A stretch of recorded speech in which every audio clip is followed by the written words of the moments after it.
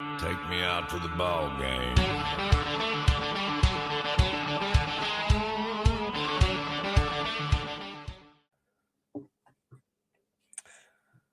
Alrighty, welcome in to episode 8 of the Swingin Bunt podcast. We're moving along here. We're racking up the episodes. Mm-hmm. We are definitely rolling through it. Today might not be the happiest episode ever. There's obviously been some bad. I don't know why I'm smiling. If I'm you, I'm absolutely heartbroken, and I'm trying to punch me through a screen right now. But Yeah, as I'm sure we're all know, and I'm sure we'll get into very deep later on. Tarik Skubal is no longer a Detroit Tiger, unfortunately. yeah, and he's not the only one. We also we lost Jake Rogers earlier in the week too. Mm-hmm. He's a big glue guy. I think we've mentioned him in the past. I think he was one of my segments a couple of weeks ago as well. But yeah, it's Tigers put themselves in a tough situation with their month of May to lead to this decision. Yeah. Obviously, well, not obviously, but we are recording this still 24 hours left in the trade deadline. So I'm a little maybe not excited. I don't want to say excited because that makes it seem like I'm, waiting for it to happen, but I'm interested to see what else the Tigers will do with this trade deadline. Because like as I was saying last week, I assume that trading Skubal means you're trading a few people and you're building for that future. Yeah, I mean we traded Skubal. We've got Casey Mize we can trade, Gleyber Torres we can trade, Kenley Jansen we can trade, Jack Flaherty, which is I think he's on the injury list right now, but he's supposed to come back in the sometime next week. I think is when he's eligible to come off. So, but I'd be surprised if somebody trades for him while he's injured and he's not having the best year. He's turned it around from where he was, but it'll be a surprise. Now, on the note of the Skubal trade, I did want to say something that I've been seeing a lot online. Call it a conspiracy, if you will. So obviously, the trade deadline or the collective bargaining agreement is coming to an end after the season. One of the big talking points is going to be either a salary cap or a salary floor between them. And I've been seeing a lot of conspiracists online are talking about this is an inside job of Skubal to the Dodgers, make everybody pissed at the Dodgers, make all the fans be like, oh, we need a salary cap. We need to stop this. Because obviously, a salary cap is exactly what the owners want, right? Yep. They want to be capped on how much money they can spend. They're trying to spend as least amount of money as possible. So a lot of people online are saying like, oh, this is a ploy. Make everybody piss at the Dodgers, make the fans cry for a salary cap. What do you think about that? I feel like salary cap had not a lot to do with this trade. I mean, Skubal was making $31 million this year, and I think the Dodgers have to pay like $10 million of it or something along those lines. Okay, yeah, I don't know exactly how that works. Yeah, I think it's prorated to like when you get them. I think in the seasons, so I think it's like 9.5, 10 million. I think I saw. Light work for the Dodgers. Yeah, I mean, and it's not even. I think I saw that they have $1.1 billion in deferred money. Oh, that's, in my opinion, that's where the issue lies with the Dodgers. Wow. And not anything else. But I feel like a cap. I mean, yeah, a cap would matter because they wouldn't have had the money to go out and trade for him. But they gave up. We'll talk about what they gave up later, but they gave up 2 top 100 prospects, and they still have like 7 top 100 prospects. Yeah. Like they spend money and they develop better than anybody. So yeah, I mean, what can you do about that? Yeah, people are complaining. Oh, they got the Dodgers' 4th best prospect. He's still a top 30 prospect. That's a good point. Which is kind of crazy to say. Yeah, and one of the other guys was like a top. I mean, it all depends on where you look, but he was a top 60 prospect for the most part, I think. But he is older, and I don't guess I was wrong with how it meant to be a prospect because he's 27 and he's still in the prospect list, and I think he turns 28 in a couple weeks. Wow, you're talking about River, right? Yep. Okay. but he doesn't have. He's only started like 4 games in the big leagues, and he's got like 200 innings total on him because of Mm, injury issues. mm. But yeah, he is 27, about to be 28. And I always thought like the prospect status was like 26, but I mean these MLB Pipeline Hmm. and all them still had him ranked, so I guess I'm wrong on how that works, or I don't know. That's good for the Tigers at least. That they got 2 top 100s, like we were saying. I don't know if it was last week or a few weeks ago. How there is a return for the Tigers if they do promote them in a timely fashion as far as draft picks. I'm pretty sure.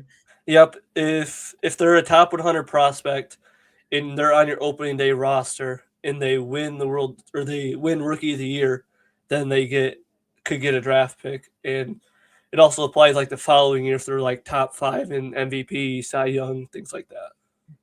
And speaking of the Tigers' future and prospects, I'm not sure. There's a really good chance this could actually be your rake. Oh, is it? No, Okay, and I okay. mean Well, not specifically, but Max Clark yeah, dominated, he's dominated in his first 2 games. yep, and he had a good game today too. Did I he? don't remember exactly what the numbers were, but I think he had 2 walks and a hit Okay. and a strikeout or two. But yeah, he's been fun to watch. He hasn't stolen a base yet, which we've Hmm. talked about base stealing I think last episode, and Mm-hmm. we hope eventually that he starts to do that. But yeah, Yeah. it's Give the man a green light. yeah, but he hit his first home run in the second game, so he hit a Really? bomb, and yes, he went. I think I saw a stat that there's been 3 times where a Tiger, I think it was a Tiger, I don't think it was like his MLB history, but where they had a 3-hit game with 2 extra base hits for a rookie. Mm-hmm. One was Max Clark, one was Kevin McGonigal, Wow. and one was like in like 19 something. I don't remember it Mm-hmm. when it was, but like, and the Tigers did it twice this year with Kevin McGonigal and Max Clark. Yeah, the future is bright. Wow, those are really good debuts, man. Holy Yeah. cow. And Max Clark, I've said this a few times. I've legitimately known of his name since he was like 14 years old. This kid has been mashing baseballs and playing phenomenally for the last 8 years of his life. So I not even as a Tigers fan, I've been waiting for his debut for a really long time. See what he could do. I don't know what they really have him as far as defense. I'm pretty sure he's considered a plus defender, maybe not at the top of the league. But he's an Yeah, athlete. yeah, he's a good athlete. He's got the wheels, like we've said, and he's a good defender. I don't know if he's quite plus defender yet, but I think Mm-hmm. once he gets the reps, and especially in Comerica Park, he Mm-hmm. needs to get more repetitions. He'll have a mental mistake here and there. We saw that in the spring training a little bit, but Yep. Yeah. I think he has the capability of being a plus defender. I don't know if I haven't watched him in the minors, but I don't think that It's he's hard quite. to. Yeah, I don't think he's quite there yet, but he's definitely. I mean, he's 21 years old. He's got time. And that is the one big asterisk about being a Tiger is you have the, I don't want to say second biggest outfield, but top It's just 3 one of the outfield by biggest, yeah. ground. Yeah. Yeah. So there's a lot to ask for from a center fielder out there. And hopefully Max Clark can be that guy. Not saying that you gave a lot away for him, but you're obviously pointing towards a future for the organization. Yeah, and it was interesting with when we called him up, because if we waited until like August 14th or 15th, I don't know the specific date, and that's when like he wouldn't get enough plate appearances to no longer be considered a rookie for next year. So that way, like we talked about with Kevin McGonigal in the prospect promotion pick, he would still be eligible for that because he would still be considered a rookie going into next year. Okay. So that's where it was kind of interesting with why not wait 2.5 weeks to then A, you get another year's service time, B, you get the chance for a draft pick. Mm-hmm. But at the same time, we had an injury, and he had like over 1,000 OPS in Toledo in July. Wow. So he earned it. I mean, that's the one thing where the promotion incentive kind of hurts is that you don't call up people the season prior versus calling that's a good waiting. point. Yeah. But I mean, if the team was playing better, I think he doesn't get called up because and you wait for that because you're winning games and you're already there. But with where the team was at, it was kind of needed somebody to come in and play. That's kind of interesting to me that we talked about a while ago how teams will manipulate service time for those first 6 weeks of the season so that this whole season doesn't count as a year on their service time, so that you get an extra season of arbitration basically towards the 6th year of their actual professional career. But that's really interesting to me that the service time starts 6 weeks into the season and then their rookie status gets pushed back that far. That's really interesting. It's a certain amount of plate appearances that you need. Okay. So I think you get so many plate appearances for a hitter, and I think it's a certain amount of innings for a pitcher. Once you hit that mark, you're no longer considered. That makes sense. I think it's a certain amount of days on the major league roster, but I could be wrong on that. Okay.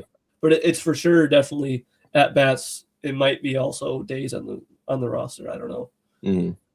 I did want to point out before we got into our segments real quick that I am wearing my Slider hat. I did see something about that. It is Slider's 35th birthday today, so happy birthday to the guy. There's all the mascots were at the park today. We luckily got a nice win. So that was kind of fun. A few little things going around the field on a family Sunday. And of course, happy birthday to my boy Slider. Don't know why he is the mascot of the Guardians. Have no idea what this little pink freak has to do with the Guardians or even the Indians before that, but he's fun and it is his birthday. Yeah, there you go. And you guys, speaking about the Tigers trade, you guys also made a trade too. An interesting one in the way that I feel like not a lot was accomplished. We got reliever Craig Yoho. He made his debut today. I didn't realize how nasty that changeup was. He has a very nasty changeup. That's good to see. And we also got back, I'm blanking on the name, but another outfielder that we immediately optioned down to AAA, all from the Brewers. We did unfortunately trade away Bo Naylor. I say unfortunately, but take it with a grain of salt. We have 3 major league catchers on the roster right now. Bo Naylor was not only sent down to the minors, but sent over to Arizona, the training facility, because he was straight up doing that bad early on in the season. The only really thing that makes me connected to Bo is I loved watching his brother play. So it's not even really Bo himself. It's more of I miss Josh, and Bo was the last thing that we had to hold on to that. Yeah, you had the Naylor brothers, and now you have no Naylors. Yeah, so that hurts. But like I said, Yoho, he looks really promising. That changeup is absolutely dominant. And then the outfielder, we'll see. We'll see. Yeah. But all in all, it just kind of feels like a really lateral move for both teams to me. Yeah, I'm not sure what really the Brewers really accomplished with that trade. They got a backup catcher and a reliever in Cody Hewer. Yeah, funny enough, I think the Tigers traded for him last year's deadline, and he pitched like a couple innings, and I think he was in AAA, and then we didn't bring him back or something. I think at the end of the day, they're 2 replacement level players. So, good for us that we at least got someone that we could immediately put into our lineup in Craig Yoho today. Questionable for the Brewers, to say the least.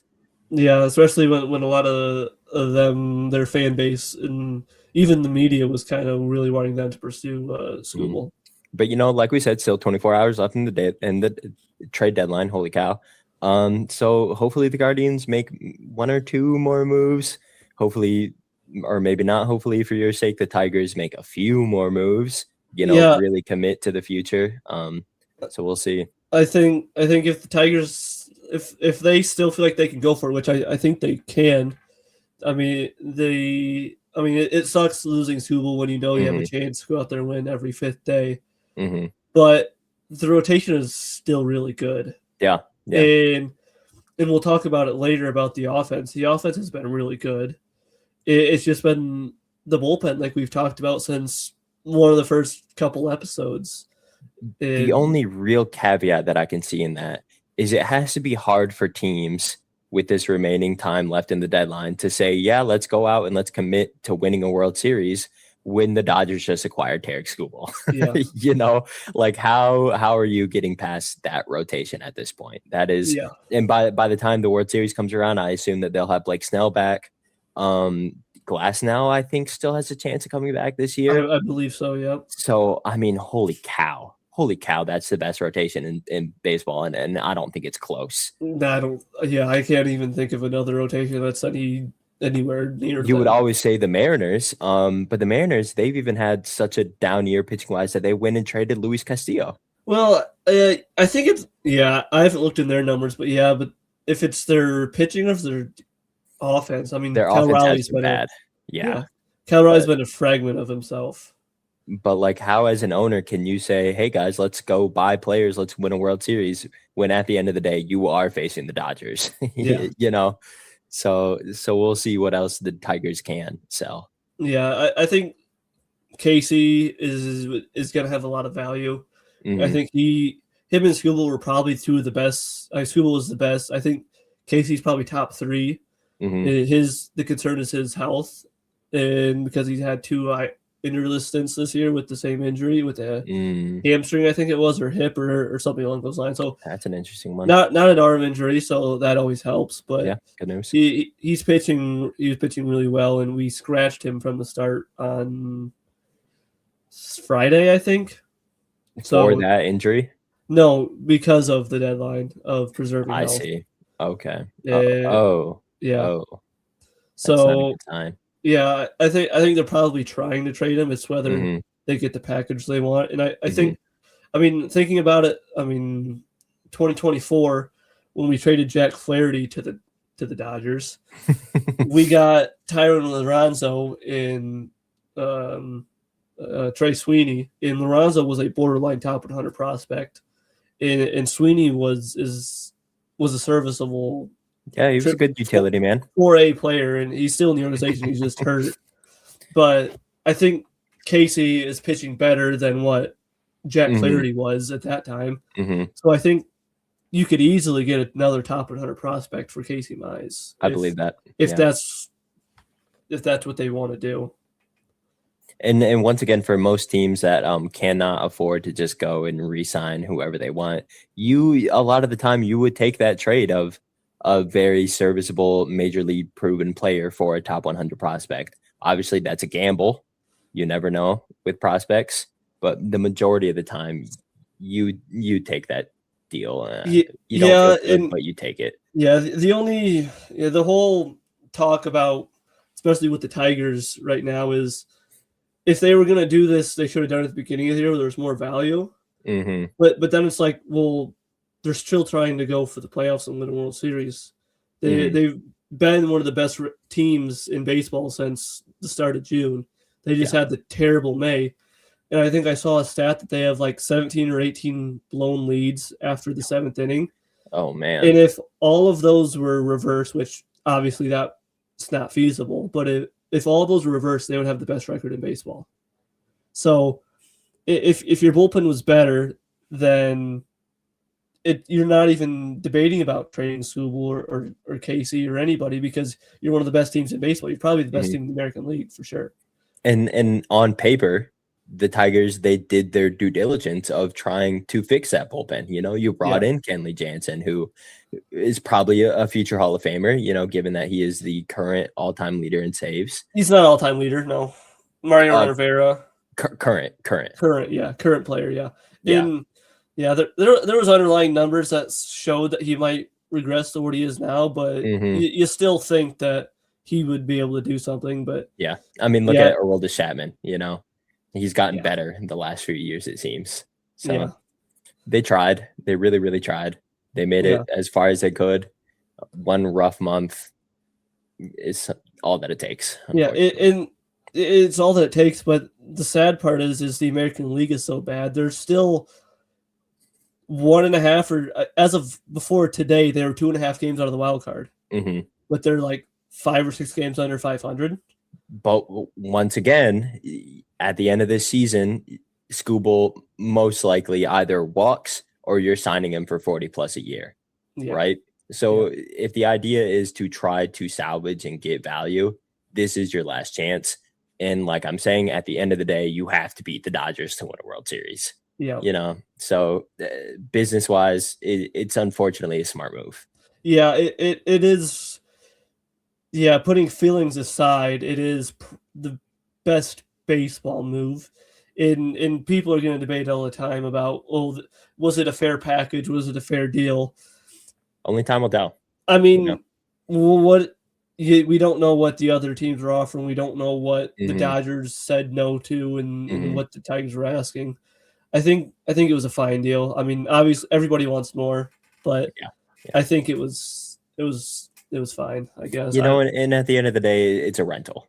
They're getting Skubal guaranteed till the end of the season. Will they go out and re-sign him and give him that money that he asked for and defer it all until 2048? Who's to say? Yeah. There's a good chance, but who's to say? And especially nowadays, for a rental, I don't know when the trend really started, but the last 5 or 6 years, the price for rentals has gone down a lot because people, even if you are a back-to-back Cy Young winner, because people are not willing to give up a lot for a 2-month rental, and the Dodgers are the exception. But I mean, everyone could say the Brewers should have done it, the Braves should have done it, but I mean, prospect-wise, we don't know what the Tigers were looking for. They might not have had what the Tigers were looking for, and unfortunately, the Dodgers in their 10 top 100 prospects and just sit back and go to. And that was another big thing I saw is why do the Tigers do it now and not, or last night, and not wait till tomorrow? And then maybe you get more because more teams come begging, or the Dodgers up their price, what they're going to give up because they want it to happen. And I mean, I love to be a fly on the wall to those phone calls and all that stuff, but you never really know. I think that's a major thing that's really pushing that conspiracy I was talking about. Like, why not wait until Monday night, latest possible moment to do this? It's just so many questions that a lot of fans are pushing to. Oh, it's an inside job. Yep. I don't know. I'm not the world's biggest conspiracy fan, but a small part of my mind somewhat believes that there might be some owners colluding to try to create some animosity towards the Dodgers. Yep. And one last point on it, because we've talked about it for like 20 minutes, and I'll talk about it more in one of my segments, but I saw that Skubal is scheduled to pitch on Tuesday for the Dodgers, and the Tigers play the Dodgers at the end of August. And looking on FanGraph probability pitchers, they have the Dodgers having a 6-man rotation. Is that including Shohei? Yeah, I don't remember. But if it was or wasn't, I don't remember. But they had 6. They were doing a 6-man rotation, and how that would fall. Skubal would pitch the game 2 against the Tigers in Detroit. Man, a fun, painful homecoming that could be. Yeah, so we'll see what happens there. But that's enough Skubal talk for now. I think we've done our time on it. What do you want to start off with for our segments? We can get into the whiffs first. All right. I'll let you go first. All right. So my weekly whiff, for the first time, it feels like all season, is going to be on pitchers, specifically our bullpen. So if you look, I have sorted by ERA in the reverse order. Our bullpen this last week has been downright bad. I'm not going to say all the bullpen. We still have Cade, you'd expect. Colin has been having an absolute fantastic year. Matt Festa somehow has been having a good year. If you know me, you know I hate Matt Festa. Daniel Espino, we called him up midway through this year, and he's been looking pretty good. But if you look at these top 4 guys, that's bad. That is a 20.25 ERA from Tim Herron right there. Yeah, that's one of your best relievers the last couple of years. Yeah, he's a nasty lefty. He's huge. He's well over 6.5 feet tall.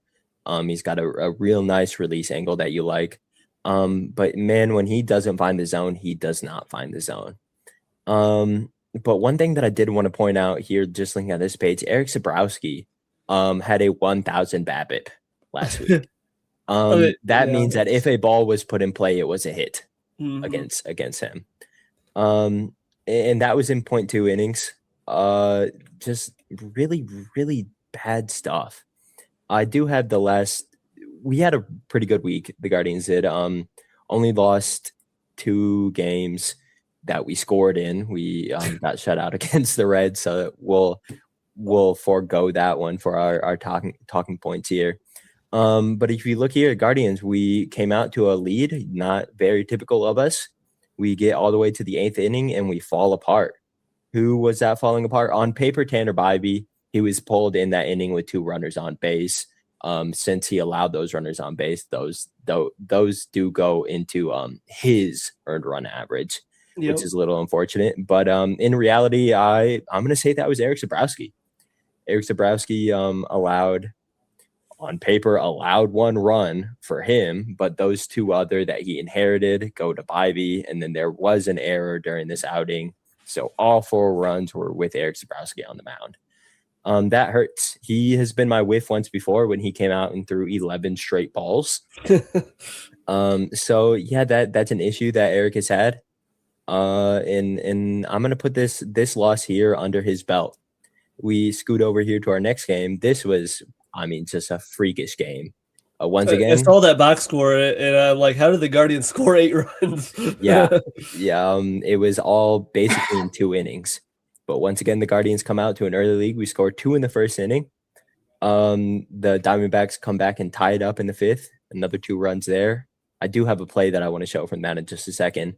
And then the 7th inning, 7 runs. Gross. All of those going to Hunter Gaddis and Franco Aleman. Franco Aleman, I don't know if you've seen him pitch, but he likes to come up into his windup, get that knee up, and he turns completely towards second base. And I just don't understand how that is good. Yeah, I think it's like it hides the ball maybe or something, but Okay. I don't know. Okay. Or you could argue that you build more elastic, leverage in your body. Yeah.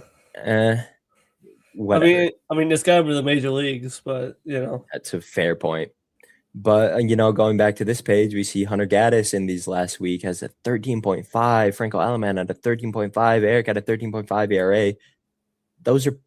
That's really, really bad. Yeah. So for the first time in a long time, our bullpen has been letting me down. And you're just not used to seeing that from Cleveland. No, you're not. And one other thing that I wanted to show in my weekly whiff, this was a play in that 5th inning that allowed 2 runs to tie it up in that second game versus Diamondbacks. And I want to show this, unfortunately, would probably be in my mind an error on Parker Messick. Mm-hmm. Let's just show this play really. You might cut out there. Perfect. Well, you're back.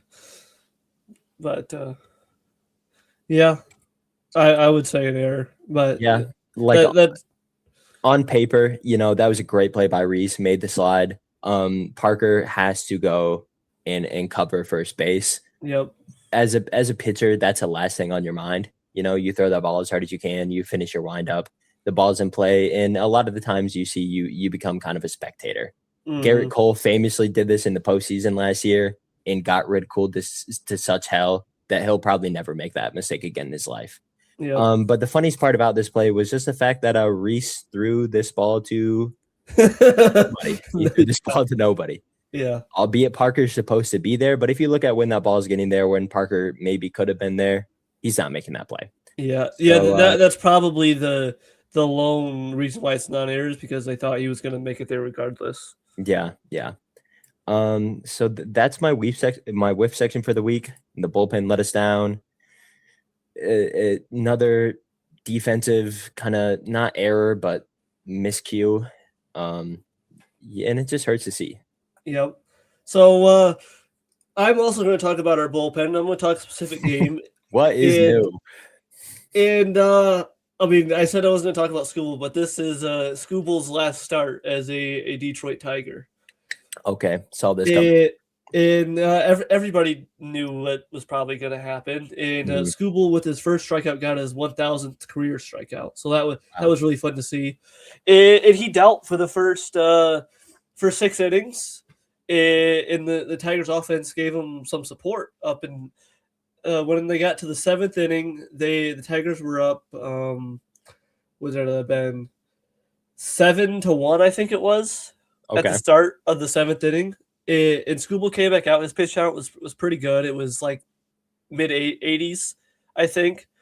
And I don't remember exactly how the play log went, but he got 2 outs, but he had a guy on first and third.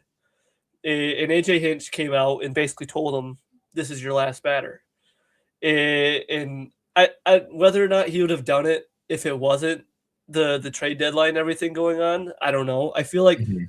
at the time I wanted him to keep Skubal in because I think he was maybe at 90 or 95 pitches, and he just needed one more out, and it Mhm. was fairly low in their order. It was like 7-8-9 somewhere in there.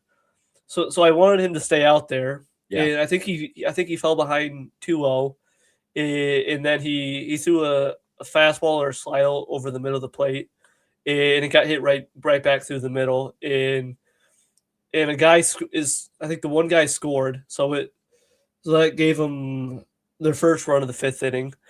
And then they went and got him and pulled him. And they brought in Kyle Finnegan, which very similar to what you just said.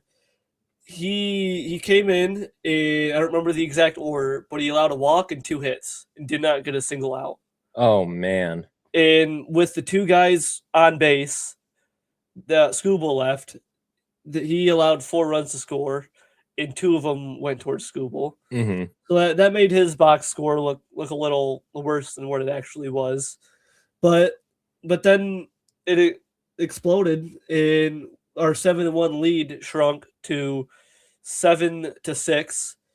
And then in the next inning, Drew Anderson came out. I think we've talked about him in the past. I don't remember, but he then allowed he walked the guy and allowed a hit, and ended up they took the lead, or I think they tied it up.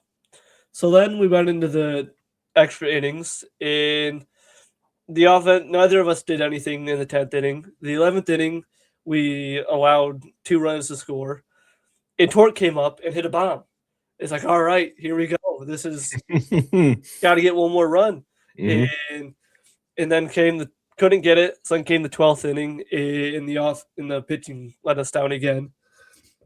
So when you look at the box score, 3 runs to Skubal, and then 5 runs to everybody else, but that's not including the ghost runners. So there was two Oh, other those don't runs. get counted as earned runs? They do not get counted as earned runs. Wow, So even off that's a home 2. run. Yeah. Well, only one of those counts Oh, because the other guy was on base.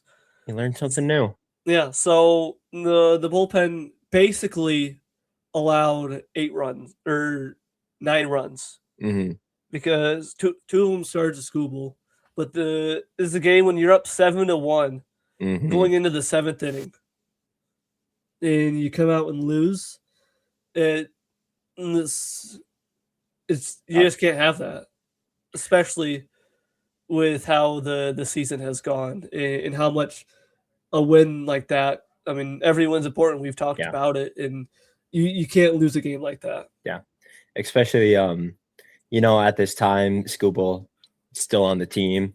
You go out and he gives you an absolutely dominant start, Yeah. and you lose the game. Yep. That's just if Tigers fans weren't certain that Skubal was getting traded, just everything about how that game felt just filled you with doom and despair. Yep. Yep. And it was sad seeing because of it being his last start, and we all Mhm. figured it would be. He got a standing ovation after the 1,000 strikeouts. Got a standing ovation after he got pulled, and we. Oh, here's something that I can show you that I just noticed. Of the 1, 2, 3, 4, 5, 6 relievers we used, 1, 2, 3 of them had a negative win probability at it, and one of them Ouch. was just above. And Ouch. yeah, and yeah, it was a game very disappointing to lose. Mhm. It's kind of funny from my point of view, because I don't watch a lot of the Tigers games, especially now that I've officially moved out, because I used to watch almost probably every game with my parents, but now I don't catch a Tigers game at all. So the Tigers news that I do get, it comes from our fantasy group chat that is filled with 4 or 5 Tigers fans. I think 4. I think me, Evan, Adam, and Logan. Okay. So it's kind of funny for me not watching the games and getting these extremely dramatic updates from these Tigers fans of being like, oh, the season's over. The season's over. They blew it. Yeah, mainly Adam, yeah. And then, oh my gosh, we're so back. Torque is the greatest thing that God's ever said. And then 5 minutes later, oh, the season's over. So that's where I get my Tigers news from majority of the time. Just to make a sad game a little happier. Yep. Yeah, but that's pain. Yep. So we'll jump into my rake report, and it's the offense. And these stats that I have pulled up here are not updated to date. Start Max Clark. These are not updated from today's game. Okay. In the 6 games that we played this week, we scored 60 runs. Wow.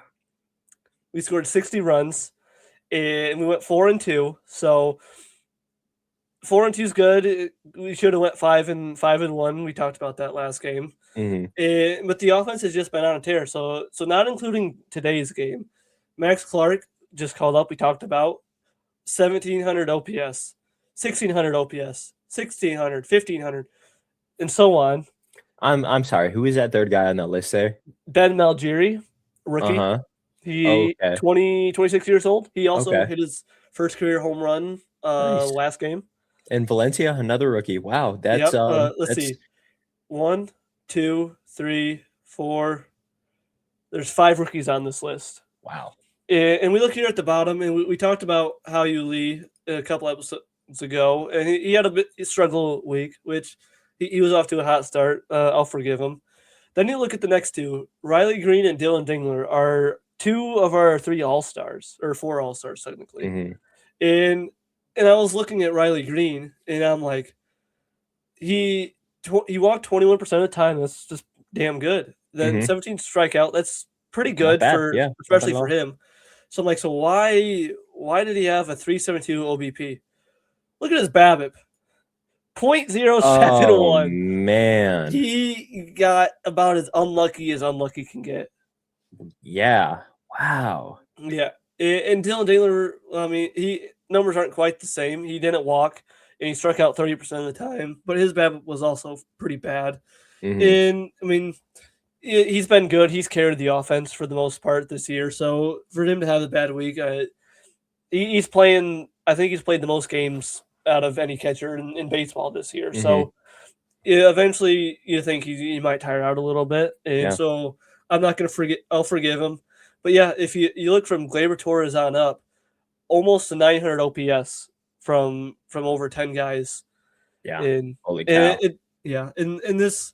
It's like the offense from the start of last year when it felt like everything was going well, and then we had the collapse last year. But this week was a fun week to watch, and we hope that the offense can keep it going. And if the offense can do this and the starting pitching can continue what they are, hopefully we can overshadow the bullpen if we don't make any bullpen moves.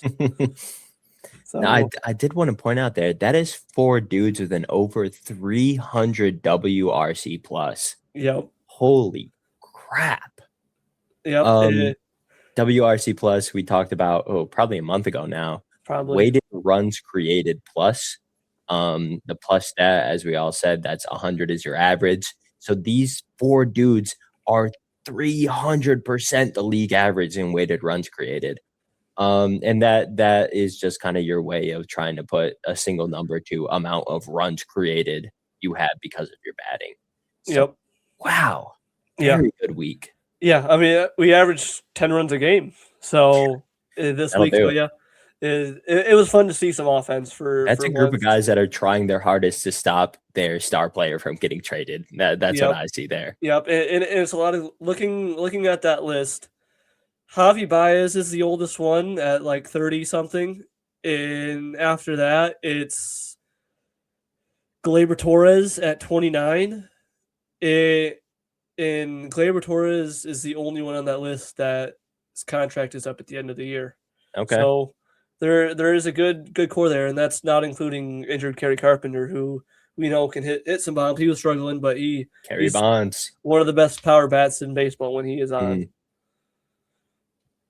Yeah, So that's a fantastic week from the Tigers there. Yeah, future is bright, and especially we've got some more bats coming in the minors as well. My rake report for the week and for the week plus some, give or take a month, is going to be Gavin Williams. We've alluded to it a few times that Gavin has just been absolutely dominant in his last few starts. I don't really have the Savant page pulled up for any particular reason besides just an introduction to Gavin. But moving over here to his last, like we said, like Marvin was saying earlier, Fangraphs still hasn't updated for today's games. So his last 4 starts, not including today's, we have 15 strikeouts per 9, less than 1 walk per 9. That's damn good. 81% left on base. That could be a little bit better.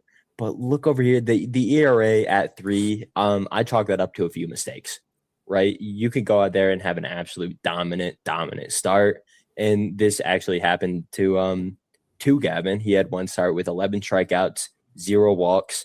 He ends up getting the loss on the day. He let up 5 earned runs off of 3 home runs. So, you go out, you strike out 13 guys, you have 11 guys, sorry, you have an absolutely dominant start. You make 3 mistakes, and your ERA's through the roof, right? But we look at the expected ERA under 2. FIP 2.5, expected FIP though under 1.5. He's had a WAR. He's had 1 WAR in the last month of baseball. Yeah, it's just been absolutely dominant. Yeah. I did want to show crap. Where'd it go? Pitch type. So if we look over here at his, and I just canceled out my page. If we look over here at his Savant, he does have 5 different pitches that he uses relatively. You see this curve. This curve, he has not been using this curve at all. In his last 4 starts, if I can get back over to his pitch type, he has been only utilizing the fastball, the slider, I'm lying, and the curveball. He has not used that sinker at all. Or the cutter. Or the cutter, that was already at 8% on the season. So, you see a lot of pitchers. You think of like a Yu Darvish, for instance. He's an extreme outlier. He had 11 different pitch types he could confidently throw. Yeah.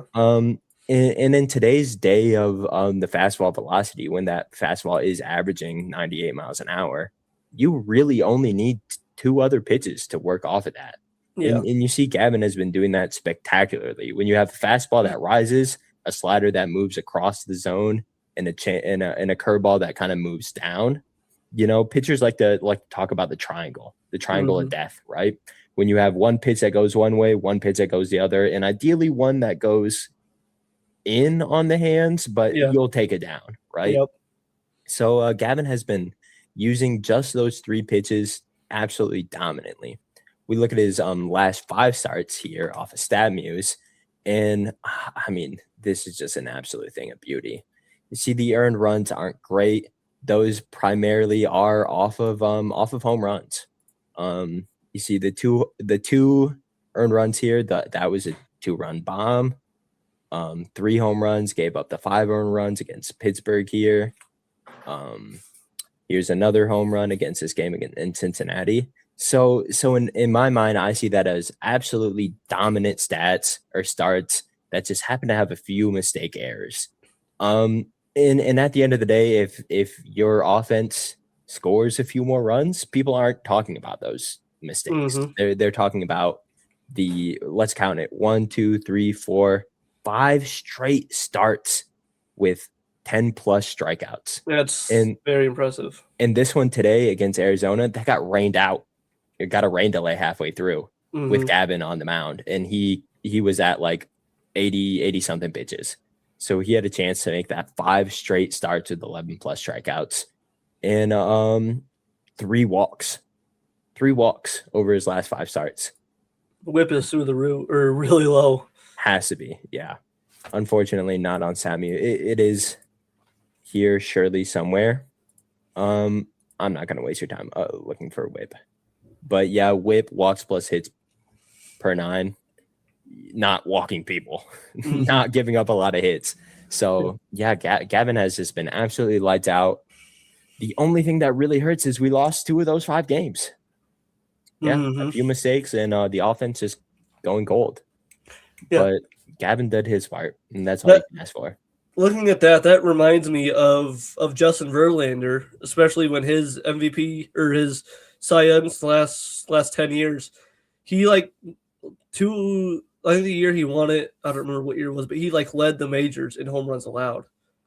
But he didn't walk anybody and he struck everybody out. So you can get away with allowing home runs if you're striking everybody out and you don't have guys on base when they hit the home run. And Gavin Williams has done that for the most part. I'm sure you saw this quote from Paul Skeens a few days ago, maybe a week ago by now. I might have even said something on the podcast, but it was his teammate Ryan O'Hearn had a really big 3-run home run, put the team in the league. They kept the league the rest of the game. They interviewed Paul Skeens after the game. They're like, "Hey, Paul, how does that make you feel? You're having a great outing on the mound. Your teammate comes up at a big spot, gets you that 3-run league. You hold that for the rest of the game." Paul Skeens, in his typical, dry fashion, he says, "Man, I hate home runs. 3-run home runs, grand slams are rally killers." And to an extent, he has somewhat of an unfortunate point there. But as a starting pitcher, if you give up, an occasional 1-run home run with nobody on the bases, you take that. You really, really take that. There's one other thing that I wanted to look at here. I'm not sure if I can find it again, but they did have one note on here of he was 4 for 4 up until this point on quality starts. I take that back. 3 for 4 on quality starts. And I wanted to give a little shout out to my brother. Episode 6, we named quality start because quality start is actually a baseball stat. That is when a pitcher goes 6, alluded to in episode 6, innings of 3 or run less baseball. And I was not dogging on Jared, but I'm surprised that he, of all people, picked up "Hey, man, I really like episode 6 name, quality start. That's a good one." And I was like, "Oh, it's a kind of deep pull." I'm surprised there. Especially a guy who had to look up 3 true outcomes.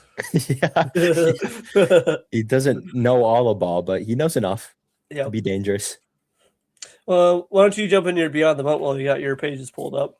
All right, my Beyond the Bunt for this week, it's not as structured as it could be, but the real thing that I wanted to point out and kind of get into a little bit is this whole idea of splits as a batter. And more importantly, a platoon bats. So when we think of a platoon bat, we think of a righty hitter that dominates lefty pitchers. Yep. For our non-baseball fans, as both of us being righty hitters, and 90% of our life we saw right-handed pitchers. So you get used to that. But on paper, that is a bad matchup for you as a batter, because you think when they throw that curveball, that big slider, that pitch starts at you and ends in the zone. And that's not what you want as a batter. And in Javi Baez's case, it starts in the in the middle of the zone and it ends in the left-handed batter's box and you still swing. Yeah. So that's not a lot of the time you want a pitch that comes into you that you can see the full way and do damage with. So when you see people say splits, they're talking about your splits of right-handed versus left-handed pitchers. And when you hear the term platoon bat, you're thinking, for instance, with the Guardians, right? We can legitimately field an entire team of left-handed batters. So on paper, we should be dominating right-handed pitchers, and vice versa, the opposite. So one person really in particular that I wanted to point out is our right-handed batters here. Gabriel Arias against left-handed pitchers. He is batting 160. And this is the matchup that you like on paper, right? We switch this over to what is referred to as a reverse split. Gabriel Arias against right-handed pitchers is batting over 300. So there's always an exemption to the rule. right? Yep. You figure this makes more sense. As a righty, you see righties 90% of the time. So you'd assume you'd be more used to that. So I get that term of reverse split. Mm-hmm. But on the other side, you see here we have left-handed pitchers against right-handed batters. And you see, oh, Bo Naylor, that we're not going to get into. Where is Jose Ramirez, right? This being a switch hitter, so he on paper has the option to switch between both. But as a switch hitter, you always take your matchup. It doesn't matter if you're statistically better against one, you always take your matchup. So Jose here batting against left-handed pitchers as a righty, using his matchup to an advantage, is batting 207. Not great, just over the line, not exactly what you want. We switch this over to against left-handed pitchers. Once again, still using his matchup, and he's not on my list. Go up to qualified and change qualified. And okay. You'll just have to take my word for it. Jose Ramirez is batting around like 240 on the season. So if he's batting 207 against lefties, he's got to be batting around, you'd assume, like 280 against righties to make that average out. And that's something that's always intrigued me. I've never been a switch hitter. If you see me attempt to bat lefty, it's the ugliest thing in the world. That's for all of us. Yeah, for most people that aren't, I think, gifted with that ability to switch it from birth. Yeah. But something that's always intrigued me, if you see a case like Jose, where you're batting almost, we would assume, 80 points better from one side of the plate, like at what point do you just think, hey, maybe I can be a reverse split guy, maybe I can just a switch hitter is invaluable, right? Yeah. You just don't get something like that. But maybe it could be worth a try, try that righty on righty matchup and see what you can do. Yeah, it'd be interesting to look at the career numbers, how many times he's actually batted right on right, and how that's turned out for him. That could be something I could pull up. I'll make a note of that, and maybe next episode I'll get into that a little bit more. Yeah, that would be actually a really, really good thing to look up. But yeah, I would think it's probably not a lot. Probably not. You'd assume you take that matchup 90% of the time. Yeah. Once again, if you can get that curveball coming into you, because for those of you who didn't play baseball at a level at least high enough to see curveballs, when that pitch starts at you, it's a terrifying thought. Yeah, like then it's embarrassing when you turn away and ends up in the middle of the strike zone. Very, very embarrassing. That's one of those moments that make you want to play the sport. But that's a part of it, and when you can get an opportunity to not let that happen to you at the major league level, you take that opportunity and you swing from the other side of the plate. Yep. Yeah, that's my little lesson on splits, reverse splits, platoon bats. I hope y'all learned something in that aspect. Marvin, go ahead and take this over. I assume I know what we're getting back into. Yeah, so this is the Tarik Skubal episode. Mm-hmm. So we're going to talk about what we got back in the Tarik Skubal trade, and then you can make your decisions on if it was a good trade or a bad trade. So this is the headliner right here, Zaire Hope. He is a 21-year-old that the Dodgers got in a trade in Dodger fashion. He is a left-handed hitting outfielder. Well, we talked about left-handed, right-handed. I wish we got a right-handed bat, but a left-handed bat is okay. I mean, in theory, you can never have too many left-handed at-bats for the split reason like we had just talked about. Mm-hmm. So according to the Fangraphs, these are his 20 to 80 scale. So yeah, for those of you who don't know, baseball is graded on 20 to 80. 80 is the best, 20 is the worst, and 50 is like major league average. Mm-hmm. So they project him to have a 40 hit. So he 10 below the league average, but 65 power, 55 speed, and 50 field. And he's got, I saw somewhere else that his arm is like 60. Okay. And he's in Double-A right now. And let's take a look at what he's done. So in 94 games, he's got 23 home runs and 18 stolen bases. So he's gonna have a 2020 season at least in the minor leagues. He's walking 10% of the time, which is pretty good. Mm-hmm. And striking out 25%. It's a little high than what you would hope to see, but if you're gonna hit 20, your slugging percentage is gonna be over 500. If you're striking out 25% of the time, you'll take that. Yeah, you will. He's got a 130 WRC plus, so he's 30% better than the average player in AA right now, basically. And he's like the number. It all depends on where you look, but he's like the number 25 prospect in baseball, and he's going to immediately slot into the Tigers 1 or 2 on their prospect list. Well, Max Clark's number 1, so he's going to be behind Max Clark. So after Max Clark graduates, he's going to be number 1 or 2. Mm-hmm. And he's just he's a fun player. He's a power bat, and that's something the Tigers haven't really drafted at all in the draft recently. They've got an international guy coming up, Jose Persano, who's got a pretty good power bat. But it is fun to see that a power bat coming in, and we hope he can hold. He's got a good arm. We hope he can hold down a corner. He's got good speed, so he's probably not a 5-tool player, but he's probably a 4-tool player because of his hit. Yeah, that hit is something to be desired. But if you're being prospected as a power bat, you don't expect to have the greatest contact tool. Yep.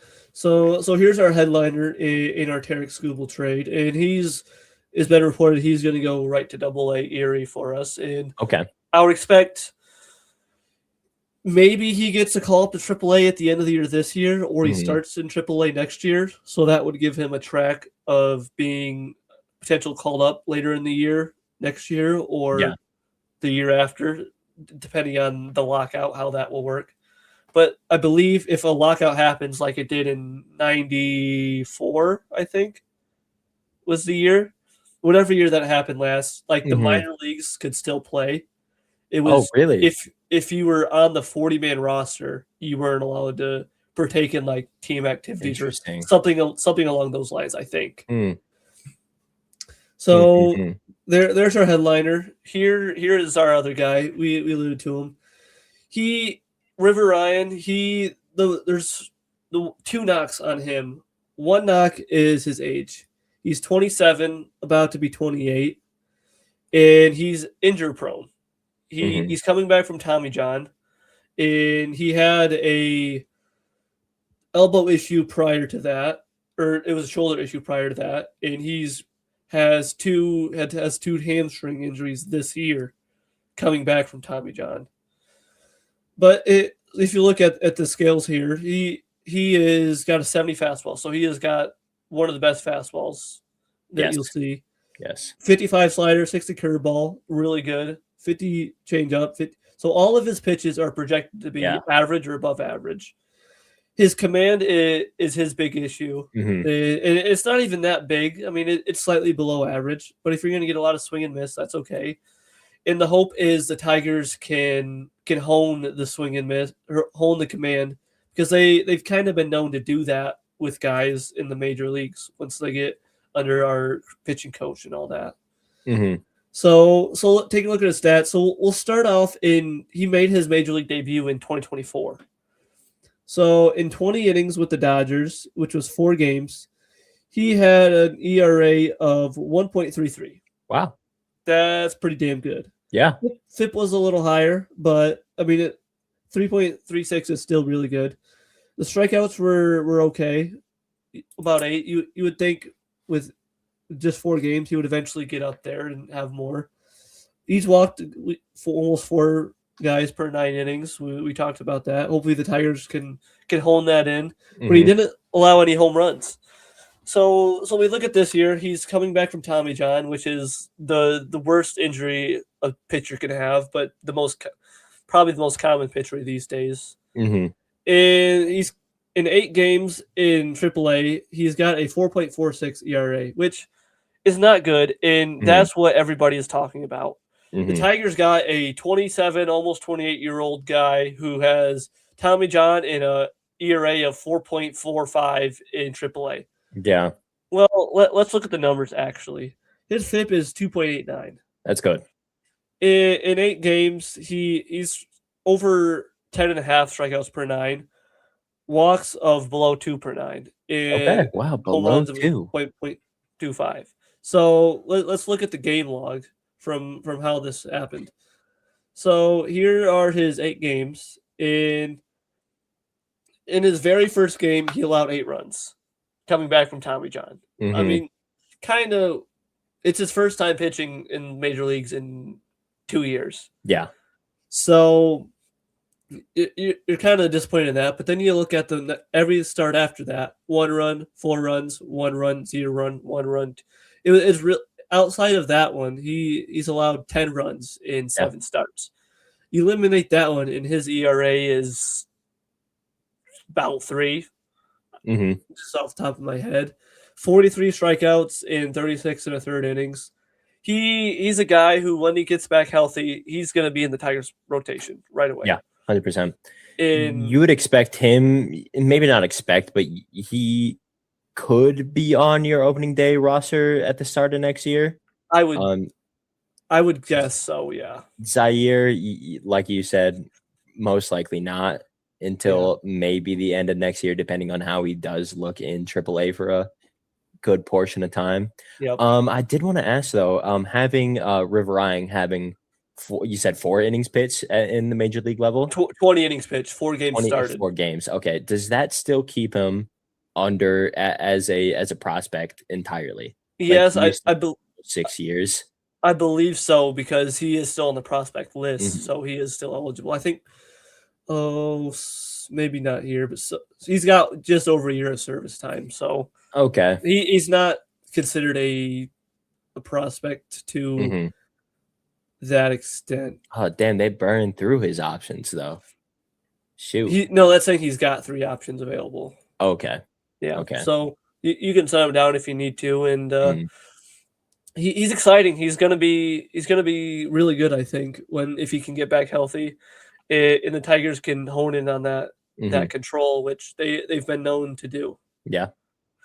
Yeah, speaking of known to do, not to take over your segment, but just really, really quick, I did want to say that the Guardians, the draft, the 2026 draft was a few weeks ago now, and our second round pick, a pitcher out of high school, he decided not to sign with us and to instead Second rounder, that's second unfortunate. rounder, yeah, decided to go to LSU instead, to go to college, or I'm still not sure if he's decided between LSU or community college, but when you think of major league programs as pitching factories, Yeah, you think of the Guardians are towards, top. if not the top. I would say top 3 probably. If you have the chance as a high schooler to go to that factory, oh Yeah, man, why would you not take that? yeah, and as a second rounder, he's getting probably over $1 million out of high Yeah, school. that was the issue. He was asking 1.8 and we only had like 1.3 remaining. I can't. I mean, LSU is one of the top baseball At programs the in end the of the day, country. probably making almost that much money at LSU. I don't know. I don't know that you're making that much money as a baseball player. Yeah, that's a good point. But But yeah, once again, you have a chance to go to the pitching factory, yeah, and he turned it down. And that hurts. That yep. really hurts. So this is the third guy the Tigers got. He is a right-handed pitcher who is 21 years old. And we look at his numbers here. He's got a fastball that's average, slider slightly below, curveball above, and changeup. The changeup is his secondary pitch that's really good. Mhm. I've heard some good stuff about that. And control again is the issue, and that's basically most pitchers is control is Mhm. what really holds them back. And the big knock on this guy is people are saying, "Oh, he's got an ERA of 4.36. This guy sucks. Why are the Tigers trading for him?" So let's look at the numbers. So he just got promoted to high A. So let's look at his single A numbers first. In 65 innings, he had a ERA of 3.88, FIP of 4.02. So not great, Yeah. but let's see standard numbers here. He struck out 104 batters in 65 innings. That's what the Tigers are Yeah. looking at and saying we can work with that. Mm-hmm. He's walked 27, so Tigers hope they can hold that in, and 7 home runs isn't atrocious. Mm-hmm. So you look at the high A numbers, and he's made 2 starts in high A with an ERA of 7.71. He's 21 years old, making his 2 starts in high A. He struck out 9. He's walked 3. So let's look at the game log. So here are his 2 high A starts. His first start was 4 innings of 7 earned runs. Not good. Mm-hmm. Look at his next one. In 5 1/3, 1 earned run. Striking out 5, not allowing a walk or a home run. So people see the big number of 4.36, and that is really from 1 start in his first start at high A. Yeah. That's where people who just, I mean, we talked about ERA is kind of a bad stat to talk about to begin Mhm. with. And when they just don't even look into the numbers at all and say, what the hell is this? Is the Tigers got fleeced? Well, yes and no. I mean, if you're expecting to get the top 3 prospects in the Dodgers organization, then yes, but you should Yeah. not expect that. Yeah. And at the end of the day, you traded away 2 months and $40 million plus of salary for give or take 17 years, and half of that salary will be at league minimum. Yep. So from a business perspective, that's really good. A 3-for-1, that's really, really good. Yep. And you would think, so Hope is going to be a right fielder, probably that left fielder, because Riley's still here for a couple years. So you think power bat, which is something you could say the Tigers are lacking, but they are hitting a lot of home runs. But you always want more power. River Ryan, the starting pitcher, to slot right into your rotation once he's healthy, and he had a really good 4 games in the major leagues, albeit 2 years ago. And a guy who, even if he doesn't work out as a starter, you think there's fairly good bullpen potential there with the high strikeouts numbers and the walks. So 3 guys that are 2 of them top 100, I don't think the Tigers did too bad. And the thing about River Ryan too, before his Tommy John surgery in 24, I'm pretty sure he was their number 1 pitching prospect. Yeah, he's been talked about for a while. 27 years old, so he had to have been talked about for a while. Yeah. But yeah, I've known that name for a minute, and I don't know many minor leaguers. Yeah. So that's saying something at the least. Yep. So, well, I mean, the easiest solution is for the Tigers to come back and go and face the Dodgers in the World Series and beat them. And Scott Harris looks like the greatest president of baseball operations out there because he got rid of Skubal, got 3 prospects, and still made it to the World Series. Well, probably not going to happen. Yeah. Probably not going to happen. But at the end of the day, baseball move is probably the right decision, unfortunately. And like Marvin was saying earlier, you look back 2 years at the trade deadline, you guys traded away Jack Flaherty to the Dodgers. Yep. What happened that offseason? He signs back with the Tigers. So I mean, you can hope. You can hope, but you never. It'll be. I'm sure the Tigers will give an offer. It probably won't be enough. That is one thing to know. When a player is traded, given they don't have a clause in their contract that says otherwise, that was not Tarik's decision at all. He gets 0 say in where you are traded. Yep. Now, after the season, he becomes a free agent, and that is 100% his say. So, he seems like he really loved it in Detroit. Will he take a big pay cut to return? Who's to say? Yeah. But there's a chance. Yeah, that's the thing. Let's put it in standard numbers. So he's probably going to ask for $400 million, right? Yeah. So you think the Tigers could probably do 300 to 350. We'll just say 300. So let's think about that. If you divide that and make it hundreds of thousands of dollars, that's $40,000 to $30,000. You're going to take the $10,000. Most people would take the $10,000 more to go unless you're going to like Oakland. You ain't going to go to Oakland. But It all depends on the company you're going to. Yes. Yes.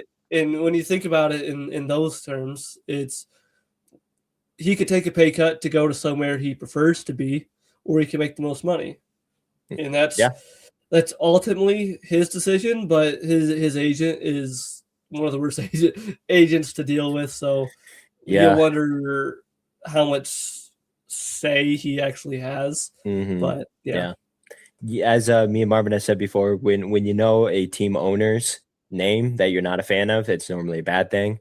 When you know a player's agent's name, that's normally a bad thing. Yeah, albeit Scott Boras basically has every star in his hand right now.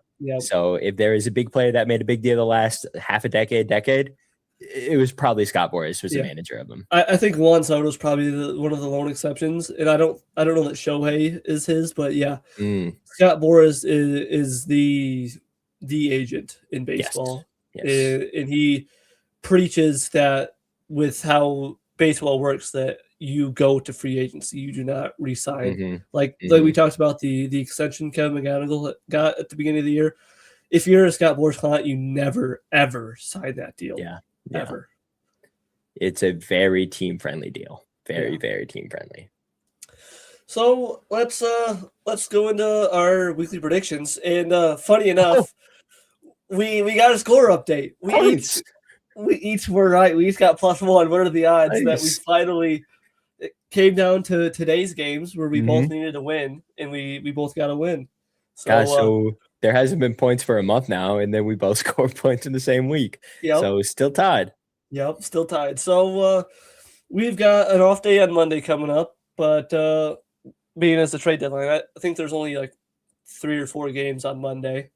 So why don't you start off with what you got? So on Tuesday, Gavin Williams. We're giving that a dub. That's going to be a no-brainer. Gavin has been, like we said, red hot. Didn't Gavin just pitch today? Going. Yes, he did. Yep. So that's not correct. Okay, that's a good point. Let me see. Let's go to the old one that I was using. Let's see. I didn't even put that together in my mind. Yeah. Joey Quintana. Joey into the Mets. Mets suck. Gosh, in my brain, I want to say we sweep the Mets. They just sold at Freddie least. Yep, Peralta, right? In another, I think a reliever or two, maybe too. I think so. So we're getting bold, guys. We're going with the sweep. We need it at this point in the season. We're officially 3 games behind the White Sox, so a nice sweep. Assuming that the White Sox win or lose the next 3, that'll put us back tied. That'd be really nice. And then you guys go into the White Sox. Speaking of, okay, Parker, Gavin, and Joey against Noah Schultz, Anthony K. For some reason, he just has our number. And then is that a Devin Martin? Davis Martin, I think he's probably their best starter, I think. Unfortunately, I am a goldfish. I have a short memory. I do not remember what we did against each 3 of those pitchers. I'm gonna give Parker the win. I'll give Gavin the win, and then we'll give the White Sox that last one of the series. So I'm hoping for a big streak here. Looking for a nice 6-game win streak for the Guards. Get us back firmly in place. 5-1. I like that. I feel confident about that too. We'll see how much I'm eating those words in a week now, but so Tigers got Casey Mize, maybe. We'll see. Who knows? Against Seattle, who's been average this year. I think, assuming Casey starts, I think we're gonna win, and then Troy, I think we're gonna win. Ty Madden, that'll probably be a bullpen game or something along the lines. I was gonna say he's not a starter, is he? He is a starter, but he's not really been used as a starter. Okay. But I think we'll hopefully go win, lost.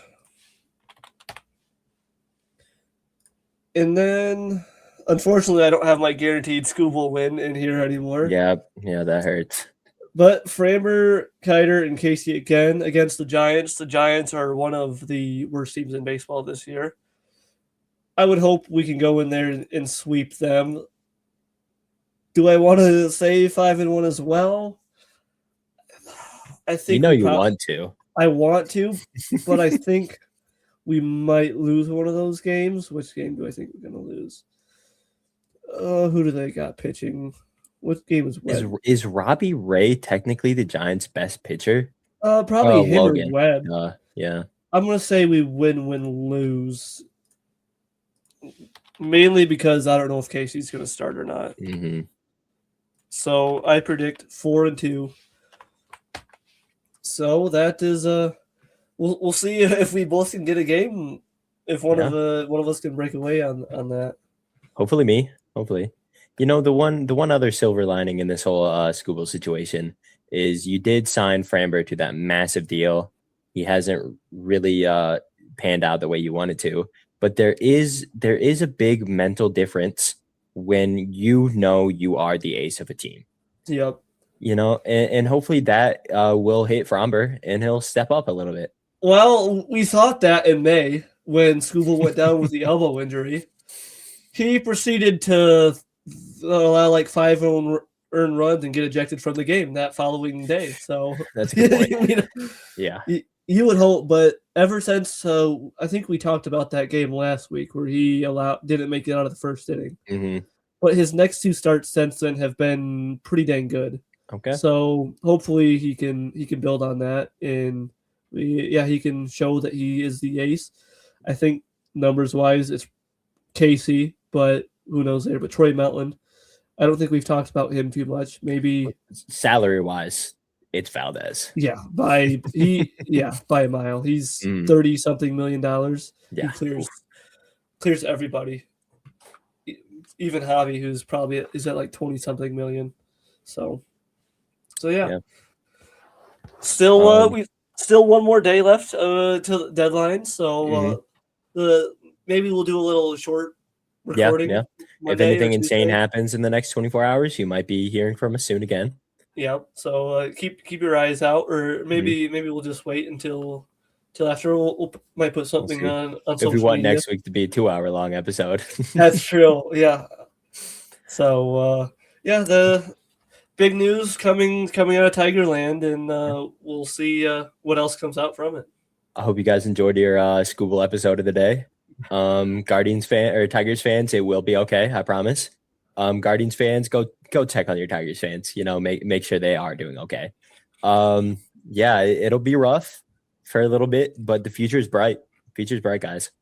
Yeah, we and that's it sucks to not go to the World Series with him or not make it past the LDS, but we do have a really good young core, and you hope eventually we do start to trade some prospects, and hopefully we can get the bullpen figured out, because that's bullpen is really our issue, I think. Yeah, definitely. So, well, a rough day. Yeah, we can. You can find us YouTube and Spotify, and hope you enjoyed episode 8. 2 months of podcasting, and 2 whole months. Wow. Yeah, we're keeping it rolling for you, and we're coming up on episode 9. It'll be fun, and I'll leave it to you, Joe. You know, as always, we're out here, we're having fun, we're swinging hard, and whatever happens, guys. See ya.